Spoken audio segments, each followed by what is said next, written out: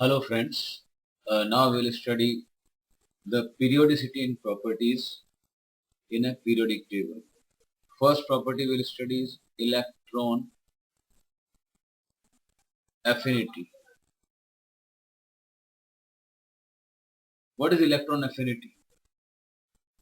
Electron affinity is the energy released in the process of adding an electron to a neutral atom in the gaseous state to form a negative ion.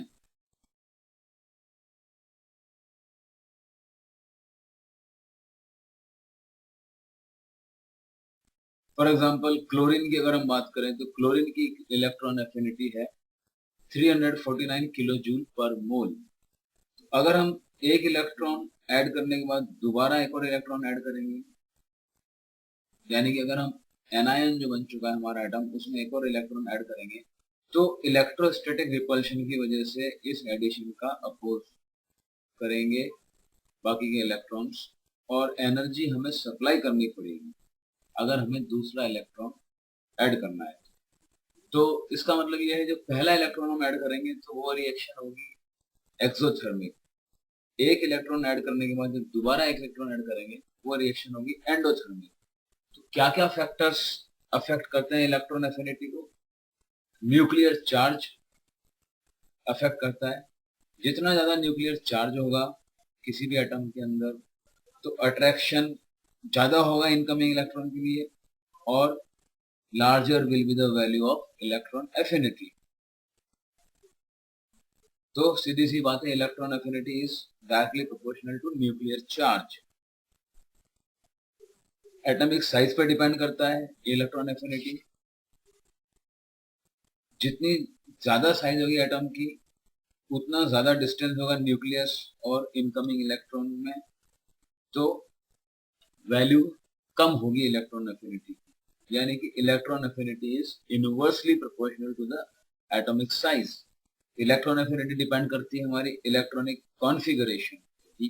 जितना ज्यादा electronic configuration हमारा stable होगा atom का उतनी उसकी कम tendency होगी electron accept करने की और इलेक्ट्रॉन एफिनिटी की वैल्यू कम होगी।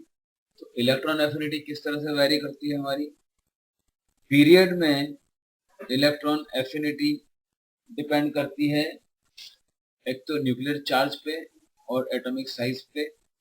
तो ये दोनों चीजें इनकमिंग इलेक्ट्रॉन के लिए ग्रेटर अट्रैक्शन का कारण बनती हैं। इसलिए इन जनरल पीरियड में इलेक्ट्रॉन एफिनिटी लेफ्ट से राइट की तरफ बढ़ने पर बढ़ती है। और ग्रुप में कैसे वेरी करती है? जब हम ग्रुप में नीचे जाते हैं तो एटॉमिक साइज और न्यूक्लियर चार्ज दोनों बढ़ता है, लेकिन जो एटॉमिक साइज में इंक्रीज हो रहा है उसका इफेक्ट बहुत ज्यादा होता है न्यूक्लियर चार्ज से।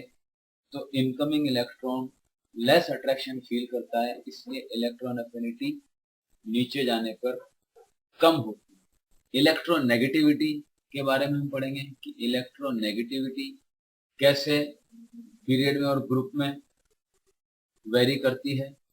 इलेक्ट्रोनेगेटिविटी क्या होती है? Electronegativity is a measure of the tendency of an element to attract electrons towards itself in a covalently bonded molecule। जिस मॉलिक्यूल में कोवेलेंट बॉन्ड होगा उसमें जो इलेक्ट्रॉन पेयर शेयर किया गया है उसको बिल्कुल बीचों बीच होना चाहिए दोनों एटम्स के, लेकिन जिस एटम की टेंडेंसी उसको अपनी तरफ खींचने की है वो उसको अपनी तरफ खींचता है, इसको हम बोलते हैं उस एटम की इलेक्ट्रोनेगेटिविटी ज्यादा है। किन फैक्टर्स पे डिपेंड करती है ये इलेक्ट्रोनेगेटिविटी? डिपेंड करती है एक तो आयोनाइजेशन पोटेंशियल और इलेक्ट्रॉन एफिनिटी पर। जितना ज्यादा आयोनाइजेशन पोटेंशियल होगा किसी भी एटम का और जितनी ज्यादा इलेक्ट्रॉन एफिनिटी होगी उतनी ज्यादा उसकी इलेक्ट्रोनेगेटिविटी वैल्यू होगी। एटॉमिक साइज अगर इंक्रीज होगी तो न्यूक्लियस और वैलेंस शेल इलेक्ट्रॉन्स के बीच का डिस्टेंस बढ़ जाता है। तो force of attraction between the nucleus and the valence shell electron decreases और इससे इलेक्ट्रोनेगेटिविटी वैल्यू डिक्रीज हो जाती है। और हायर ऑक्सीडेशन स्टेट में जो एलिमेंट होता है उसका पॉजिटिव चार्ज का मैग्नीट्यूड हाई होता है, तो ज्यादा पॉजिटिव चार्ज होने की वजह से it has high polarising power So with the increase in the oxidation state of element, its electronegativity also increases. Electronegativity group में नीचे बढ़ने पर जो जो हमारा एटॉमिक नंबर बढ़ता है, न्यूक्लियर चार्ज बढ़ता है, नंबर ऑफ शेल्स बढ़ते हैं, एटॉमिक रेडियस बढ़ता है, तो इलेक्ट्रोनेगेटिविटी डिक्रीज होती है as we go down the group. Period में हम जब लेफ्ट से राइट की तरफ जाते हैं तो एटॉमिक नंबर बढ़ता है, न्यूक्लियर चार्ज बढ़ता है, एटॉमिक रेडियस डिक्रीज होता है, तो इलेक्ट्रोनेगेटिविटी हमारी बढ़ती है as we go from left to right in a period. Then we will talk about nature of oxides. जब भी हम किसी पीरियड में लेफ्ट से राइट की तरफ बढ़ते हैं तो ऑक्साइड्स का नेचर बेसिक से एसिडिक होता जाता है।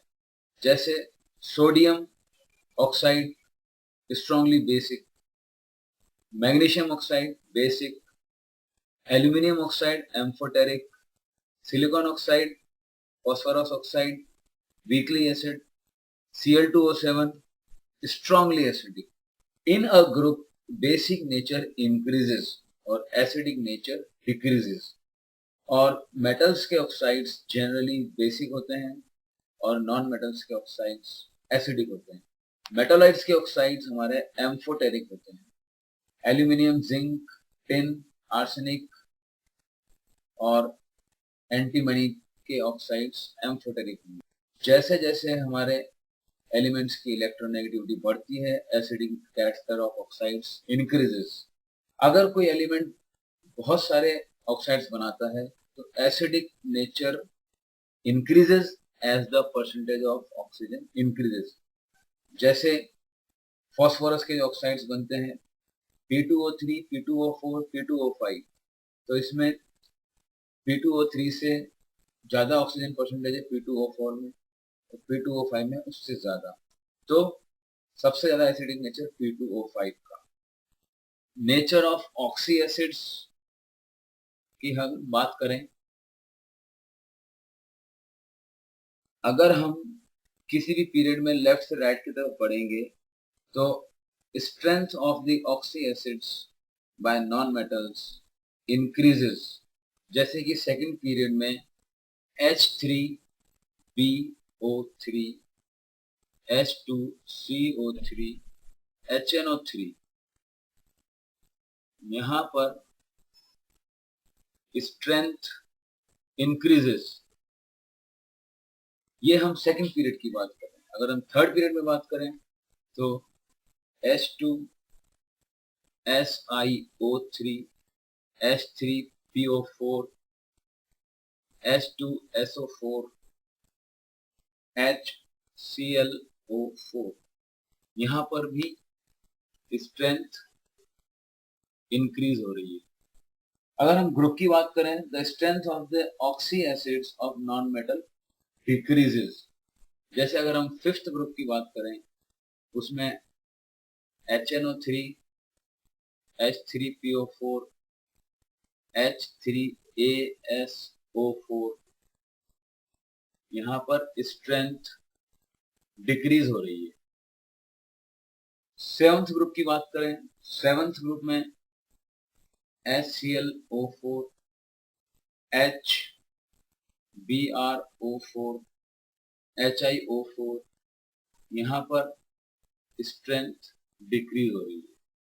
जैसे फिफ्थ ग्रुप में स्ट्रेंथ डिक्रीज हो रही थी, वैसे ही सेवंथ ग्रुप में स्ट्रेंथ डिक्रीज हो रही है। If a non-metal forms a number of oxy acids, the strength increases with the increase of percentage of oxygen. जैसे सल्फर दो ऑक्सी एसिड बनाता है, H2SO3 और H2SO4। H2SO4 में ऑक्सीजन की परसेंटेज ज्यादा है, तो H2SO4 स्ट्रॉन्गर एसिड है H2SO3। Then we talk about nature of hydrides. The nature of the hydrides changes from basic to acidic in a period from left to right. जैसे NH3 weak base है, H2O neutral है, HF week acid है, PH3 very weak base, H2S weak acid, HCl strong acid. अगर हम group की बात करें तो acidic nature of the hydrides of non metals increases, the reducing nature also increases but stability decreases from top to bottom. जैसे HF, HCl, HBr और HI, इनकी strength बढ़ती जाएगी। HF, HCl, HBr और HI, the strength of the acid increases